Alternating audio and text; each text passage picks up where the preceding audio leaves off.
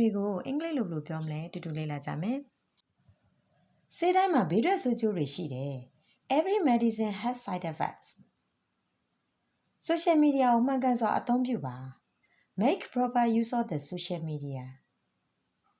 ဟင်းချက်ရမှာပြင်လို့အပြင်ဆိုင်မှာပဲစားတယ် I'm too lazy to cook so I usually eat out ကျွန်တော်ဒါကိုမပြတ်မကွက်လုပ်ပါမယ် I will do it without fail မင်းကအဖေထက်အမေနဲ့ပိုတူတယ် You look more like your mother than your father ကောင်လေးကယဉ်ကျေးတယ်